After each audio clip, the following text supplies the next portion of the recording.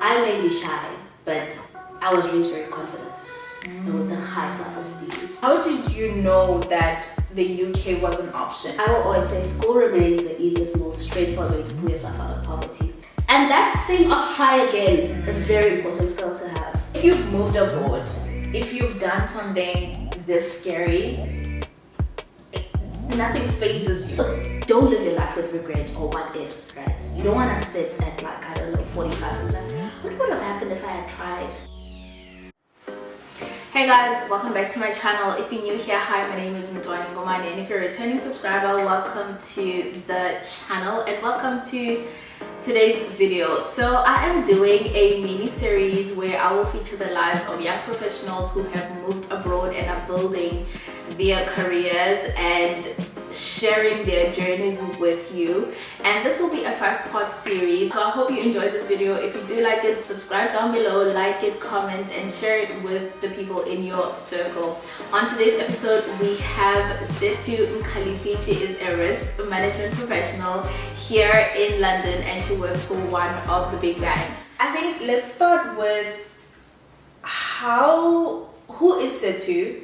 Where are you from? How did you grow up? Tell us a little bit about your background. Yeah, that's a very loaded question. And when someone's like, where are you from? I'm like, And you know why I say it's weird when someone says, where are you from? Because I always think, do you mean like my homeland? Like where my family's from? Or where we lived? Because that's like always like a difference. And for context, I'm from Eswatini, so let's do both. Yeah, so I'm from the Kingdom of Eswatini. Born and bred in Eswatini, basically lived my entire life there with my parents. Yeah. So similar to South Africa, how people will leave like the rurals or whatever to go to more urban areas for opportunities. Very similar context. My parents lived in a sugar estate, which is where like mainly the main companies are. So sugar estate. Yeah. Okay. So basically the company was a sugarcane company and it hires like a great bunch of people in the country. So that's why I grew up in like the Lowveld. Really hot area of the country. Yeah. Boiling hot. When I say, we up there with Limpopo. It's giving Limpopo. I was about to say. It's like it's giving Limpopo. When people are like Limpopo's hot, I'm like, I can relate. And we also have great mangoes, so it's really giving. Yeah, it's really giving home. Limbs. And so we don't have the apples though. And so you lived there. When did you then move to like urban areas with your parents? Did you move with your parents or? So we lived there because that was like an urban area. Oh, it's very yeah. And that will play into the context of the way that place is set up, which informed a lot of how I came up to be the way I was. Yeah. So for the first few years of my life, I lived with my dad. So it was just me and my dad. Oh, okay. Yeah, and my mom lived somewhere else. Okay. Yeah, so basically raised by my dad. Wow. Like Are you like a dad I am. I'm like a classic daddy's girl, like standard textbook definition. Oh my god, I didn't know that about you. You learned something. Classic daddy's girl. Lived with my dad till I was like 11 or 12. Yeah, so I lived with him from when I was like 3. Oh wow. Or like, basically. And my mom, I'd see my mom on weekends. She'd like come see us or we'd go visit her. Yeah. So that's basically how I started like my early childhood. And you went to school in this area as well? I went to school in this area. So the great part about this area, right, is that it's where, because of the way the company was structured, so the company had like company schools. And the company school were like private schools because it had like lots of white people. So it was a sugarcane estate that was initially developed by obviously, colonizers and stuff. So it had really great schools. So I went to like those schools. I went to a multiracial school since preschool and primary and high school as well because of where I lived. That's why you're so like well spoken. And I think I know this English. It's not a government school English. So that's that. And my dad was part of the reason why I actually lived with my dad is because my parents wanted me to get a really good education. And the area where my mom lived, unfortunately, didn't have great schools around. So my parents were like, okay, it kind of makes sense for her to live with you because that's where the great schools are and that's how she's going to get a great foundation, right? If she goes to great school. So how did your upbringing, living with your dad and obviously in this grade school, like what about that upbringing solidified education for you? Like, what made you think, oh, okay, I need to take education seriously? I think I never had the option of not taking it seriously, so that was never like the default. The default like was, it just wasn't an option. It wasn't an option. Yeah, exactly. It's never something where I sat and thought, hey, I should take school seriously. It was like, it was never thought. Really, it was the default. Okay. It's like you go to school, so you can go to uni. And to be fair, school was fun, right? There were great extracurriculums. We went on great excursions because you went to posh school. But so that realization of take school seriously or don't, but then also I think you look at other extended family members and you see the effects of not going to school. Yes. Obviously, when you like start being more aware as a child, I don't think you notice. You don't notice the difference. I remember when I was growing up, we used to live with a cousin of mine, and she did go to school, because you have to go to school, but it wasn't in her. It's not a priority. It wasn't a priority for her. And I remember my mom just saying to me, I want you to go to school, but I don't want you to not take it seriously. I don't want you to go to school for the sake of going to school. I want you to take it seriously. And I think she was stressed at the time because my cousin was living with us and there's influence in the house. Yeah, she's like, I hope Ntwanie doesn't catch on to this. Yeah. But really, some people don't value education like that. And so another thing I wanted to ask you is, where you come, say you come from an environment where people, right now, people are saying, oh, school is yes, useless. And that's definitely the conversation now, right? A degree anymore. I don't want to go to useless, right? Yeah, I don't want to go to university. People are making it without education. What's your opinion about that? I will always say school remains the easiest, most straightforward way to pull yourself out of poverty. Yes. Can you be a superstar? Yes. Can you be a world-class athlete? Yes. But to be those things, though, so many variables need to go right in your life. Yeah. For you to be a superstar, you need to have the right training, have the right PR, have the right exposure. For you to be a world-class athlete, what you need, amazing coaches, the facilities, all of those things. School still is the most straightforward way to pull yourself out of poverty, because what you need to show up for a class, and most of the time they give you a classroom, they give you a textbook. Yes, we can argue about the ratio of student to teach and all of those, but the variables of you succeeding there, or the things you need to control to succeed, are not less than all these other things, right?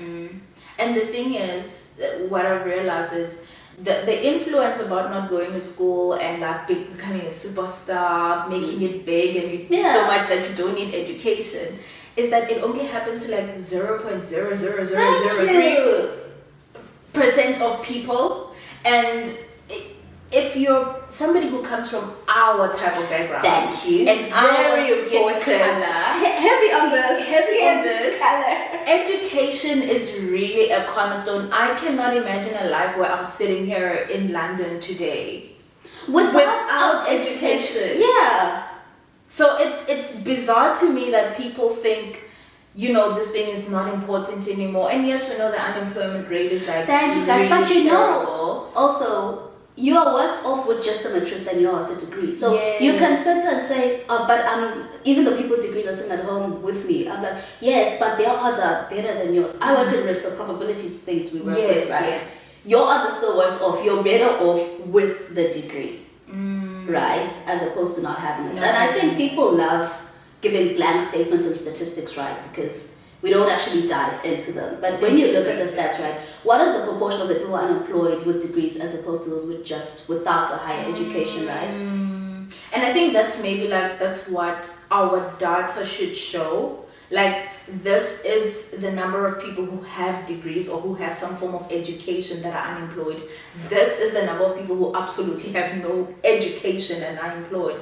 And I feel in that data set, then you'll see the varying levels of how worse off you are if you are uneducated and you haven't taken education seriously. Yeah.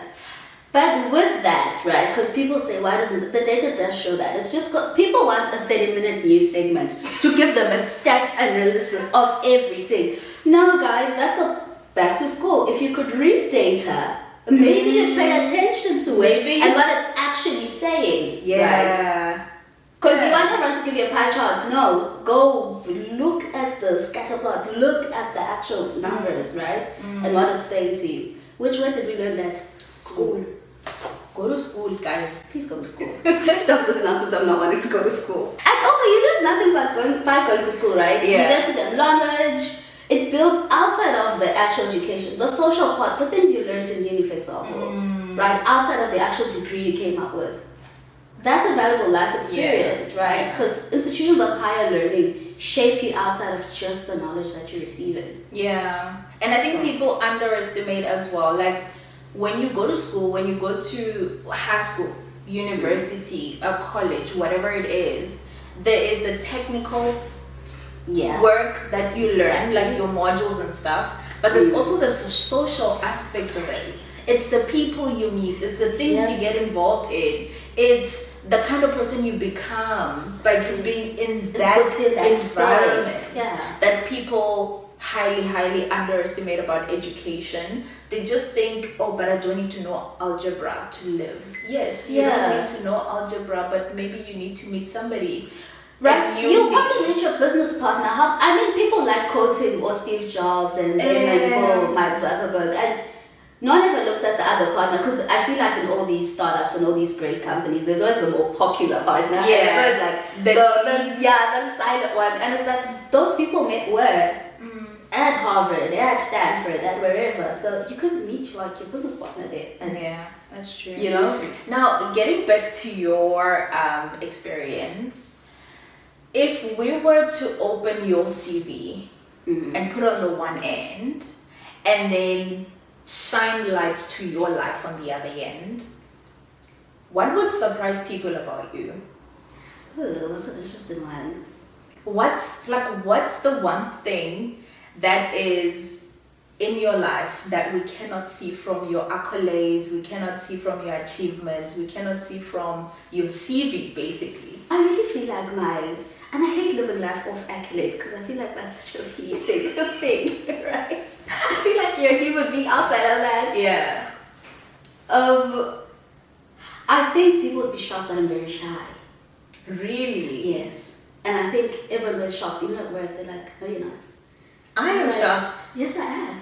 I am shocked. No, I'm like, yes, I believe it. Not funny story, but like in grade 2, I was so shy. They called my parents. They were like, is she okay? Like, does she understand? Like, she keeps so closed off to herself. Like, is she fine? Like, are you guys sure she can hear? They're like, maybe like, maybe you have hearing problems. That's how shy I was. Like, I am a very shy person. How does a shy young Sethu from Eswatini eventually makes it to Verts?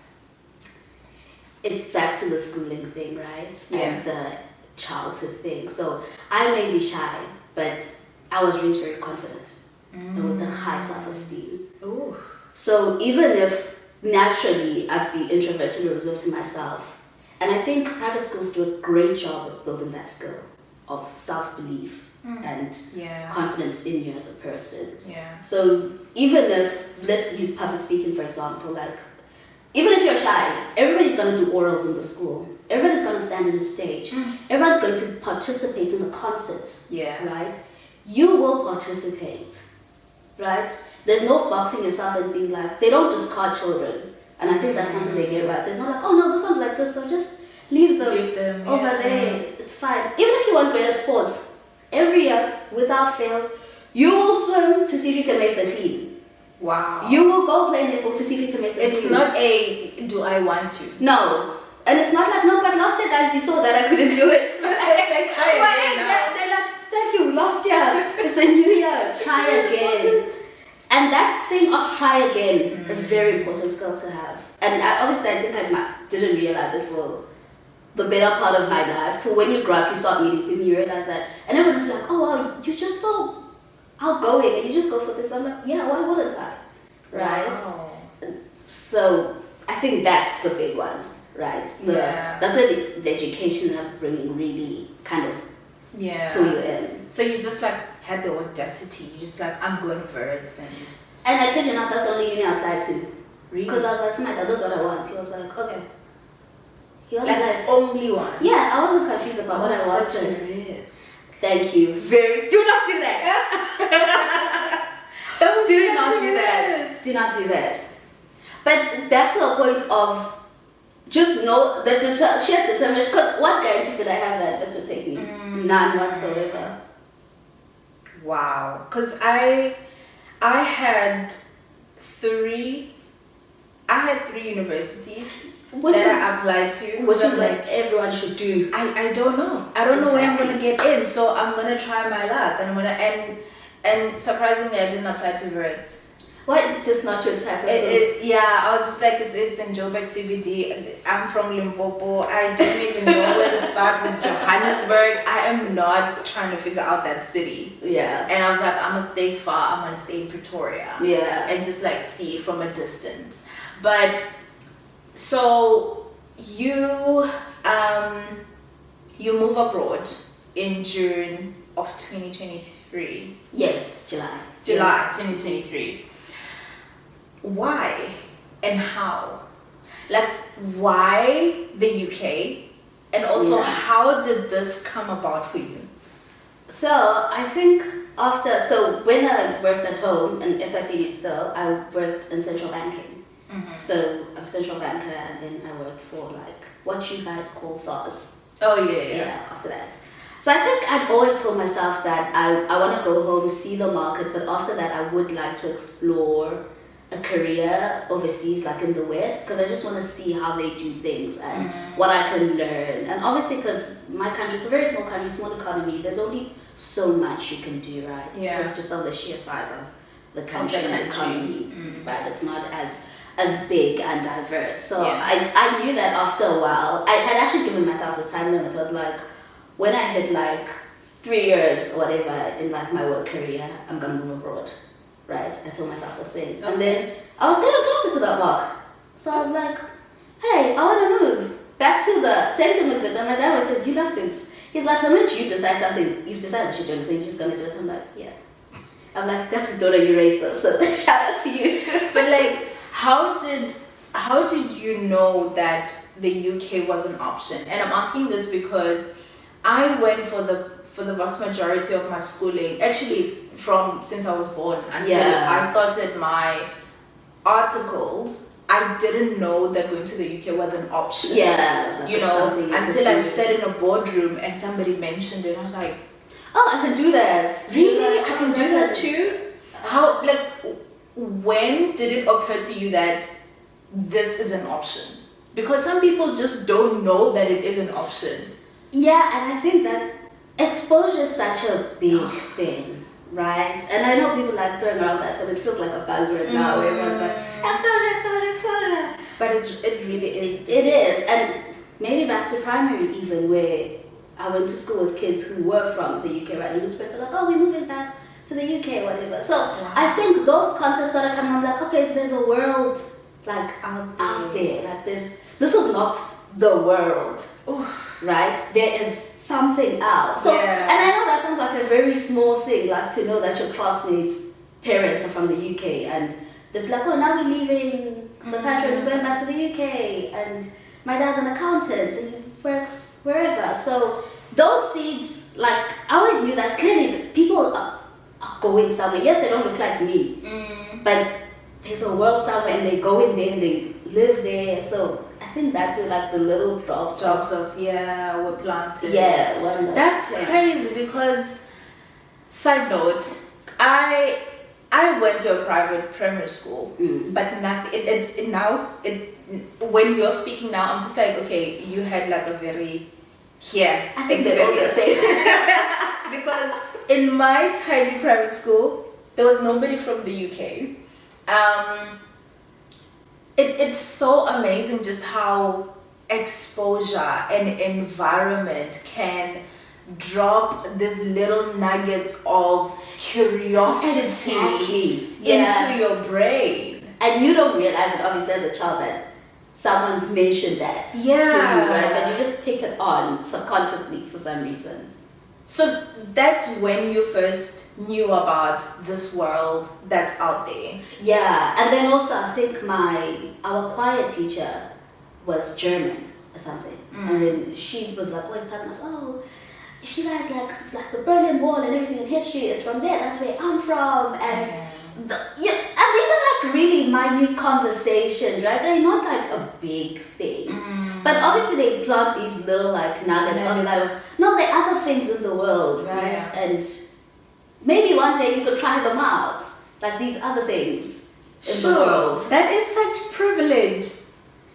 I think so. That is such privilege, because I really think that there are, people out there who learn these things once they are older. And like, I think about myself and how I didn't even know, other than TV, which always seemed very superficial. Yeah. I didn't know that there was this world out there. I remember back in the day when I used to listen to Westlife a lot. And there's this one song. Yeah, there's this one song there before the song begins, they shout out, "Good evening, Wembley," like on the song. Yeah. And I used to love that part. I had no understanding of what is Wembley, what is it? And then I moved and I lived literally next door to Wembley Stadium. And I just remember, oh my goodness, this is Wembley. Exactly. I was like, I was so blown. But like, yeah, a lot of people go through life not knowing that moving abroad, all of these things are an option to them, an option an option for them to grow their career in, because we are not exposed. Definitely. We are not exposed from the environments that we come in, and so we grow up thinking this little town that I come from, that's all there is. Johannesburg is all there is, or South Africa is all there is. Which was normal, right? I think it's very common. Like that. That's like, I think the default. I don't know if there's a government issue or whatever issue. I'm also an economist, so I think about things also from a policy lens. Yeah. Is that, how do we fix that? Your platform is a great way for people to get a view into other options that are available in life, right? And I think that's the beauty of the internet now, right? Yeah. Because you can see anyone on the internet, like from any part of the world. There isn't a part of the world that is not platformed on the internet in some way, shape or form, right? And I think that's such a great way for kids or people to just realize that, hey, I see Ntwanie, she's doing this. I've never seen any of my cousins do this. That's interesting. What's that about? Yeah, I think it's really needed that we open up the platform and open up the opportunity for other people to be exposed and to know. But coming back to you and moving abroad, what would you say is like the one thing about the reality of moving that a lot of people don't think about? And I know we've spoken a bit about this. I think we speak about this a lot. We speak about this topic a lot. But like, what is that one thing that you like, people don't think about this reality about moving abroad? I think you don't think about how you're actually starting your life from scratch, like the actual realization of that. Because yes, in theory you get that. I'm packing my bags and I'm moving to this new place, but you don't understand that you don't know anyone there. And as much, the only thing you have in common with them is that you can speak English. That's it. That is about it. But you undermine just how you're starting afresh. And I think obviously we don't all remember what it's like to be babies, but that's the essence of what you're doing. Ooh.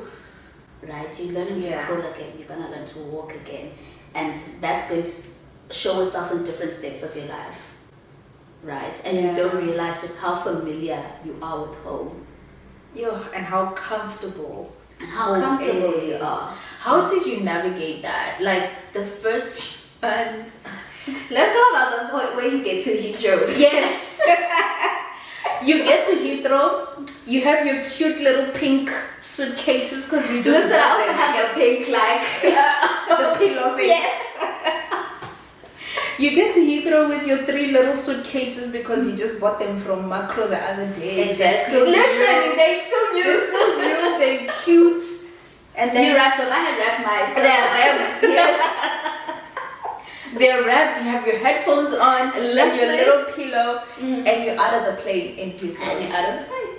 What next? I think that's where reality. In fact, I think reality started clicking for me in like. You see, okay, I didn't do a direct flight, so I did the whole Dubai thing here. Yeah. See, I never went to Dubai. Was it your first time out of the country? Overseas, yeah. Oh. That's also don't do that. Don't do that. Just don't do that. So you navigate Dubai first? Yeah. So I navigate Dubai first, but it's pretty standard. Like I think for me, I feel like airports are typically it's the same thing, guys. Departures, whatnot, check-in. Obviously it depends on airport you're in. The size and structures what varies, but the process is standard. What you did at OR is what you're going to do. But I think it's easy to say that now because you have experience. Okay, yeah. Like I can only imagine somebody who's like, yeah, it's next week. What must I do when I get to Dubai? Literally, when I got to Dubai, also I was overdressed because I moved in winter. Like home was cold. Cold. Joburg was cold. Dubai was flaming. Lame. Yeah, it always is. I was also about to have a heat stroke because I just had so much. But I literally sat down in Dubai and I thought to myself, what am I doing? Like, why am I doing this thing? What? There was nothing wrong with my life. Like, why am I doing this? Didn't need to do this. Yeah, I was like, this is so unnecessary. Like, there's no need for all of this. Mm-hmm. And then obviously you get to Heathrow and now you're confused because I tried to do the train thing. Yeah. Like, because everyone's like, no, just take the train. Like, it's from Heathrow into Central. Yeah. Don't take the train. Just take the Uber. Especially on your first Just take the Uber. Yeah. Take the damn Uber. It's gonna drop you off where you're going. So you took the train? To where? So fortunately my friend was in London, so I took the train to like her place. Okay. And yeah, and then also I came a week before. I was gonna go to work like a few days later. So I just arrived. I think 5 days later I had to go to the office. You're brave, man. Anyone who moves has got a gallbladder and a half. Like anyone who relocates. I remember being at Heathrow because I came just after COVID. It was still during COVID. Oh, so things are still strict. Things were still strict. I had to do a COVID test at the airport. Oh no! Before I could be released into Was the it country. the nose one? Yeah, Oh, the swab one. Oh. I didn't know where to go. I didn't know where to find the thing. I remember holding my phone. I'm like, I'm gonna call my dad. I had no signal. The no signal. Yeah. I was just like, I'm stranded. Dude, and I don't know anyone in this country. I have no emergency contact yet. I have no emergency contact. Yeah. My South African SIM card does not work. I do not have a UK SIM card. It just felt like, take me back. Yeah, yeah. Let's get on the next flight. Let's go back to OR. That's what I'm doing now. Yeah. It was so hard. But what have you learned about yourself since moving? Like when you look back to Sethu back home and Sethu now, what has changed? I'm so much more daring. And when I say that, it's from the sense that, I mean, we both like corporate professionals. Yeah. And I think the default is to play things safe. I'm done with safe. Like, I think that fear thing that you have where you're scared of everything, scared of trying new career paths, scared of like trying new experiences. I don't know what it is about relocating. It kind of kills that. You stop being scared of things. Yeah. I don't know what happened, what London did to us. I say, if you've moved abroad, if you've done something this scary, nothing phases you. Exactly. And I think it's important to not be phased. Because I think we're black girls, right? And we're brought up a certain way, right? To fit into certain boxes and stereotypes. And it's very normal for us to like, I'm going to follow this cookie cutter life and then do this. And then after this, I'm going to do this. And then you do, like, you move. And that kind of like blows everything apart, right? Because was relocating difficult? Yes. Right? Did it have lots of challenges? Hell yeah.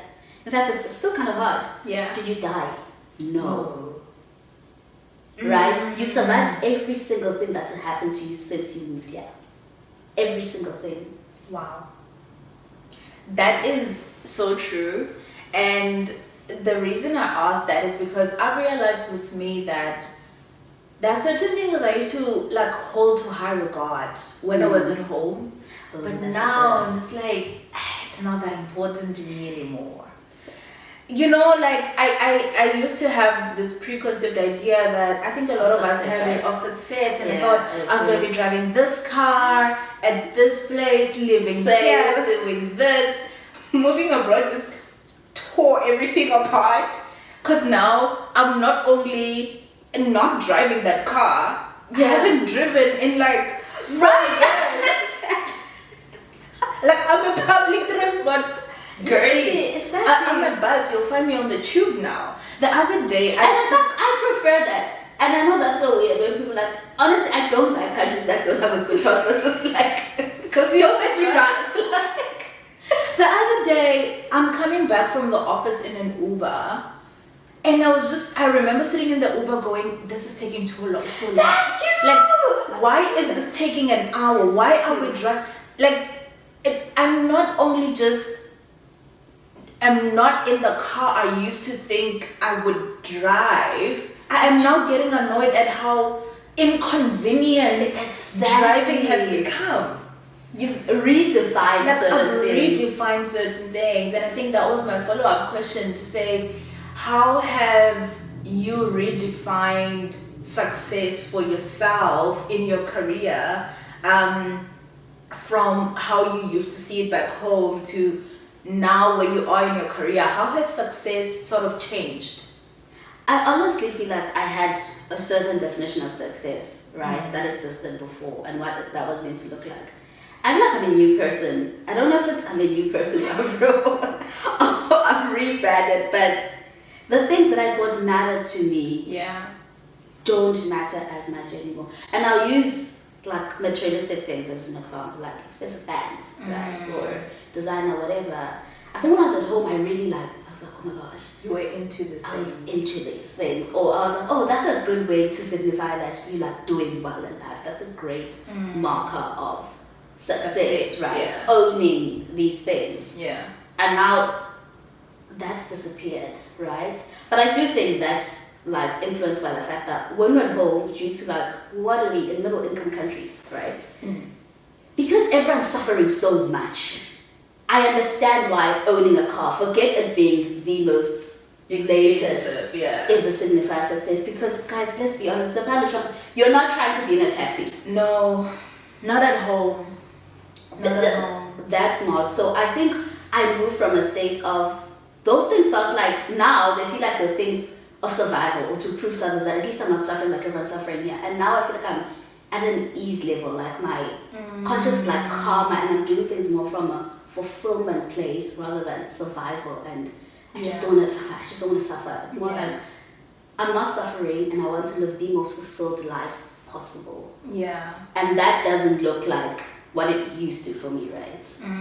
It's less much. It's like when you go home and people are like, where's your car? And I don't care. I'm like, I mean, I'm glad you have yours. Yeah, like great. Oh, you got nice. But like, I feel the same way too. And I've been thinking about this a lot, because I know when I do go back home, a lot of people will have a lot of expectation with me and, you know, the things that I have, especially having lived abroad for as long as we have. Yeah. And I remember I went home with my dad earlier this year, and we bumped into one of my former teachers, and he was asking me, oh, what car do you drive now? And I was like, I don't, I take the bus. Yeah. I do though. I take public transport, and you could see the disappointment in his face. Like, you're such an intelligent girl, right? Such a brilliant girl. Like, you did well in school. Where's your achievements in a way? And like now, it's like, if I could go the rest of my life without ever owning a car, I would be fine. I would too. Like, I would absolutely be fine. Like, it's not a measure of success for me anymore. Exactly. It's like, it's not that important. Yes, if I were to relocate, if I were to relocate back home and because there is no public transport. Yes, that's a I would different need a car. situation. Yeah, But it's no longer a situation of I need the latest model. Yeah, because like, I think I moved from like maybe a vision board I had like drive a yes, Porsche Panamera or whatever. GLE. See, but now like I don't even think of those things anymore. Like at all. I don't. There's nowhere in my vision board where there's a car. I'm like yes. And I think that's an exposure thing, right? Because think of. I saw that there's a vast difference in the conversations I have with colleagues here at work in the UK versus the conversation I have with colleagues at home. Right? Because cultural perceptions are so different. And I don't know if you went through this, but do you ever feel like, I feel like I'm stuck between two worlds. Like I'm stuck between like my old life and this life. And they feel like they're battling each other. Yeah, I do. I feel like my old life, I feel like I had to get to a point where I mourn my old life. And I mourn the dreams that younger me had. That older me doesn't feel like it's important anymore. Yeah. I had to sit with that and say, okay, baby girl, I know you wanted this car. But like right now, we're not at that stage anymore. We have bigger dreams and bigger things we've been exposed to now. And so maybe to close off on the travel bit, what would you say to somebody who is like at home, they want to move abroad, they want to come build a career here, and maybe they're hesitating, maybe they just like, I don't know where to start, like how do people even do this? What sort of like what would you say to them? I think firstly, don't overthink it. Yeah. Do not overthink. And I know everyone's like, no, but you're supposed to think through all decisions in life. Yeah, but no. Like, if you overthink moving, you're not gonna do it. Yeah. And with anything in life, when you overthink, you're just gonna find the cons. But I always say, especially, we're fortunate to come from the country we're from, right, where it's not extreme situations that people are scared, not to make light of, obviously unemployment and all those things. But I think do it. And if you don't like it, you can always go back home. Like, literally, you're not stuck anywhere. And I think sometimes we forget those things. We forget, yeah. You're not a tree, you're not stuck anywhere. If you try it and you feel like it's not for me, then it's okay, you can go. But also, don't live your life with regret or what ifs, right? You don't want to sit at like, I don't know, 45 and be like, what would have happened if I had tried to move to Switzerland? Like, what would have happened? Don't do that. Right? Just try it, see for yourself. And also, people's experiences aren't going to be your reality. I always say that with people, and I always try to say that just because I had a bad experience with something doesn't mean you're going to have a bad experience, right? Because you're not me, and I'm not you. Yeah. And people should also stay clear of projecting on others. It's like people say, don't become this profession because people in this profession do this. Yes, we acknowledge your lived experience, but that's not going to be everyone's reality because people don't have your limitations also.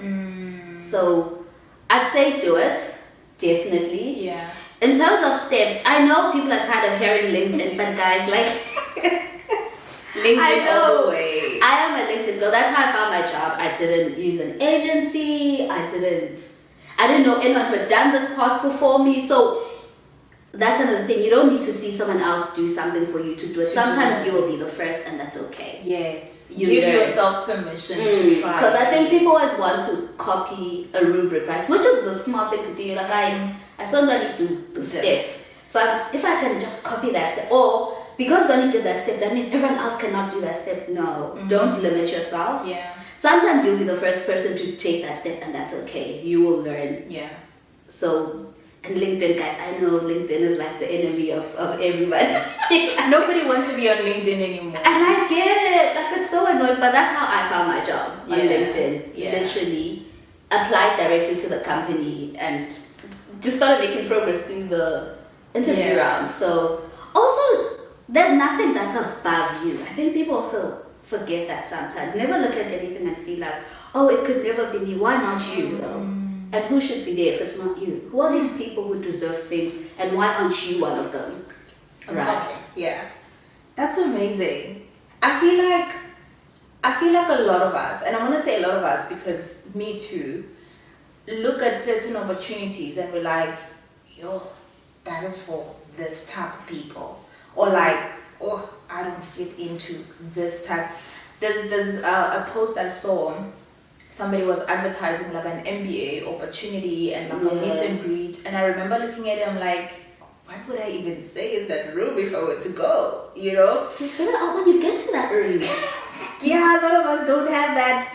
I guess, guys, we should have went to private schools because clearly, not even clearly, this is where it's coming from. But Sethu, so you get here, right, and you start your job at the bank. How do you structure or how do you begin to build a career in an unfamiliar environment? You know, what are those culture shocks? Oh, a lot. That came about when you stepped into the office on the first day? Like, what has been apparent to you in trying to build a career in a new country and a new city? And do that African thing of being like, just work hard. People will see my good work. They're not gonna see it.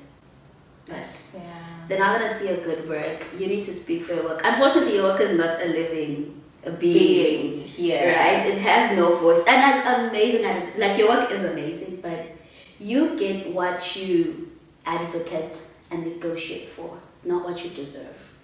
Ooh. Say that again. You get what you advocate and negotiate for, not what you deserve. Okay. So I think when I came in, I initially had the typical, no, just work hard. And I feel like back home you get, that reward system kind of works. Like if you put in the hardest work, someone's not going to say, oh, good. Man, like she works hard. It's not going to hear. Not here. Like, in fact, what's going to happen, you're going to keep working hard and everyone will keep moving. Everyone will keep progressing. Yeah. Promotion. And what I've realized is, like, this is not a diss to hard work. I do feel like hard work has a place in the workspace. Definitely. But because you also can't speak for things you haven't done. Yes, you can't advocate for things you haven't done. But also, the more hardworking you are, the more people see you as, just the worker bee, not the queen bee. Yes, like, there's this thing, give it to her. She can do it. But like, nobody's ever like, hey, we think you're good for a promotion. Yeah. Also, another thing that I think it took me a second to like get game on is don't take on every task, guys. Be strategic in some of the things you take in, right? Not everything is worth your time. Some people just dumping work. They don't want to do. They don't want to do. And nobody cares about that work. So you need to also focus on what's my company working on. That's important right now. What's going to get me visibility, right? What's going to get the seniors to buy into? Some projects, they're nice. There's lots of BAU stuff, right, you can do. But then there's certain star things you want to do, right? Yeah. And that also builds on the CV you put in together, right? Because you need to think consciously about your career, I always think. Yeah. Right? That not everything should be there. But you want to, if it's possible to fight for projects or things that you can, like try to get on the good ones, the ones that are like standard star things that you're like, if eyesight did this, that's my like path is laid. My path is laid. Yeah. Because it's just like, just do more work. No, not really. Okay.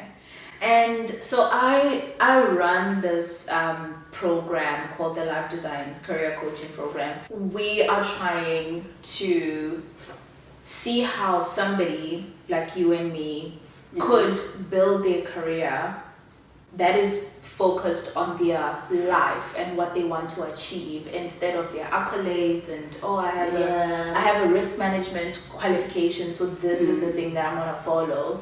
How have you built your career to reflect Sethu and not Sethu's qualification? Yeah.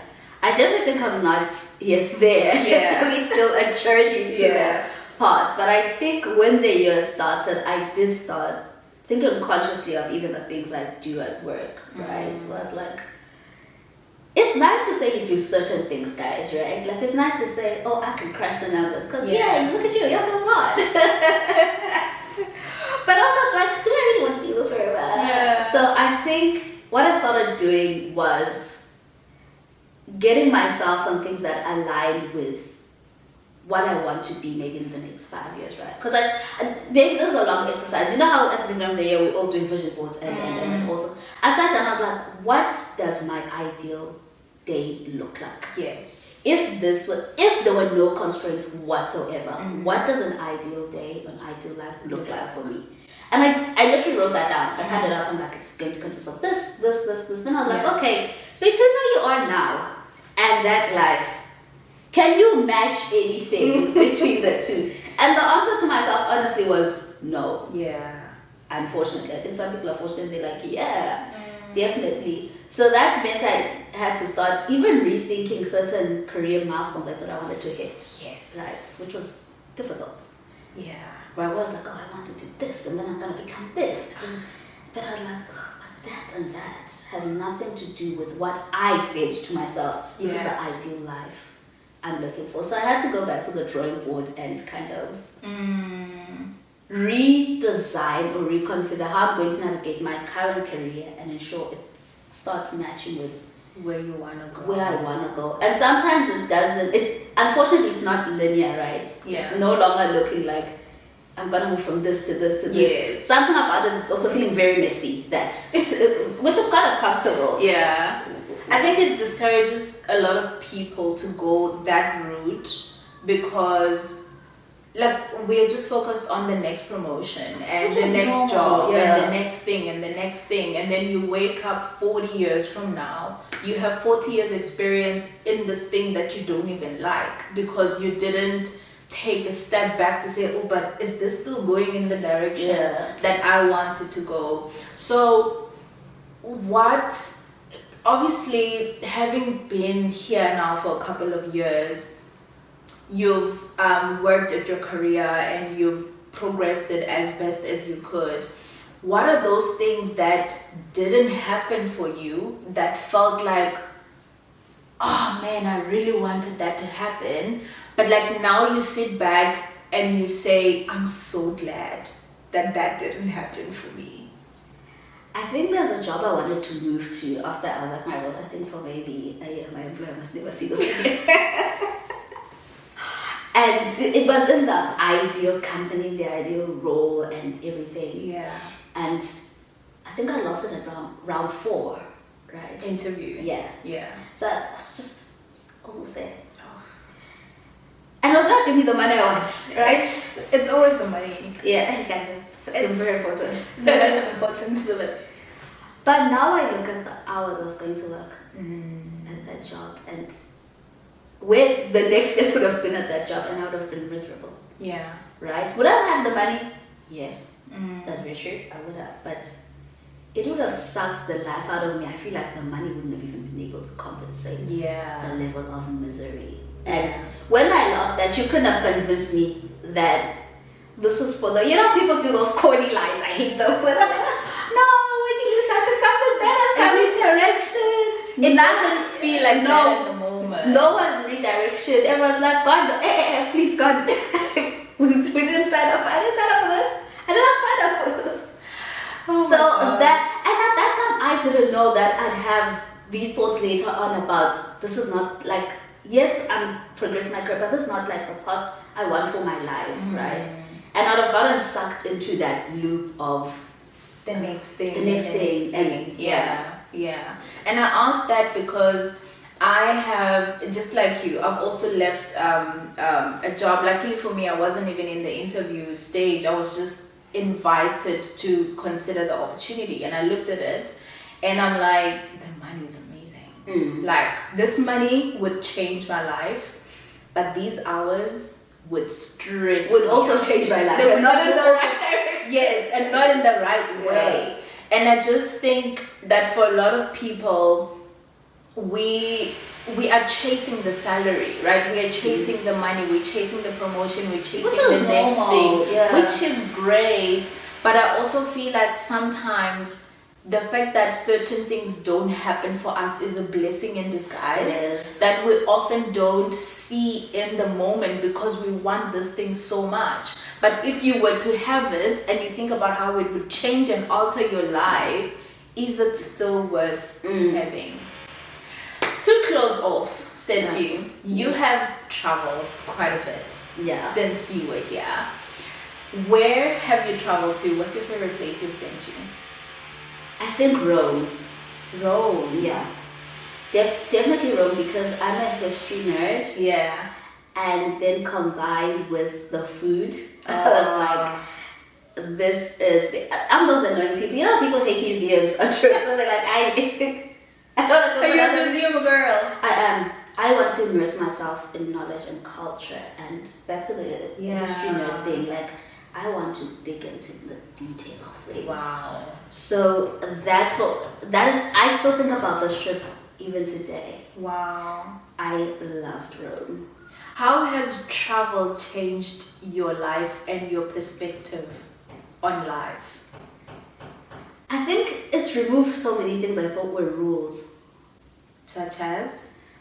Because you mean when you travel, the upside, because I do solo travel then. Yeah. Right? Is that you meet people and realize that there's so many ways to live a life.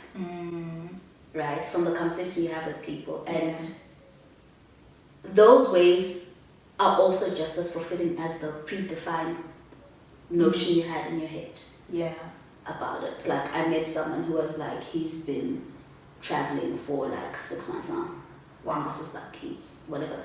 And I'm like, why? He's like, because I want my boyfriend to and realized that I was tired of looking at the screen and I wanted to see everything else. I was like, and he's not dead, like, right? Because when you tell people, if I tell African parents I'm quitting my job, I'm quitting my job to go traveling in Bali, they would be like, have a heart to do attack. what? Travel. But that, I think it's been so freeing for me, especially from the country I'm from. Like, my country is very like, I think everyone knows us as the culture people, right? There's very defined ways of how you need to exist in the world. And I think some of those I had internalized. Yeah. Right? It was like, oh, when you're a woman, you need to do this. So when you're this person, you need to do this. And then you travel and you see people existing in all forms and enjoying those forms. It just sort of opens up your mind. Opens up your mind. Yeah. And also, navigating a foreign country's transport system is another habit. My goodness. I think it comes with its ups and downs, but my sentiment about travel is if you have the opportunity, if you have the finances, it doesn't have to be expensive. Guys, you don't have to go to Rome. You don't have to go to Paris. Exactly. Please go to Lesotho. Go. Yes. You know, like go to Namibia. Like it will change your perspective. It will change how you look at life and how you live your life. The only reason why I say now that things like cars and bags and materialistic things are not as important anymore is because I've been exposed to a different kind of life. And I'm not saying people here don't buy that. There are people here who have really nice cars. But like the exposure that you get from traveling and seeing different people and seeing how they live, you're just like, maybe what I used to think and believe is not the thing. Exactly. And I think it teaches you things about yourself, right? Because I definitely think who you are sometimes defines where you are. You can't think of things you don't know, guys. Yes. Right. Yes. You can't dream of something your mind cannot conceive. Yes, because even when you like be imaginative, even your imagination and creativity is limited to what you see. Yes. Right? So just give yourself the shot, just to experience something else. And it's okay if you don't like it, you don't like it. But you know what? If you don't like it, guess what you've learned about yourself? Something else that you don't like. You've added to the layer of who you are as a person. Now you know that, oh, actually, I don't like that kind of thing. Yeah. So I think if you can, definitely please travel. Oh. And it's not expensive as you think. Yeah, I think proximities really helps. Like if you're in London, you're living in London, it's very cheap to get to Rome, it's very cheap to get to France and Spain and whatever. But if in South Africa, you get to Botswana, you can get to Namibia, you can get to Kenya. Honestly. So, in closing, how or what have you learned? So having gone through your journey of schooling, building your career, moving abroad, travel, what have you learned? What is that one lesson that you took away from your life's experience that you think somebody else could benefit from? Always try. Yeah. And I think it's the temptation to give up is like so easy, right? But always try. Even if you wrote that exam, like that stats exam, just because you didn't get something right the first time doesn't mean you're not deserving of experiencing it ever. Right? So someone's like, no, but it took me 6 years to get a degree, but you ended up with it, right? And at the end of the day, you have it. Yeah. So always try. Yeah. try again and try again and try again. And I don't know if you're religious, I know religion is like a sensitive thing, Yeah. but I think when the Bible says knock and the door shall be open, you seek and you shall find. Yeah. Keep going. Like, keep going. Please keep going. Sethu, thank you so much for coming in. I hope you guys enjoyed this conversation. On my cast today, I had Sethu, and we've heard of her journey, moving abroad, living here, building a career, traveling.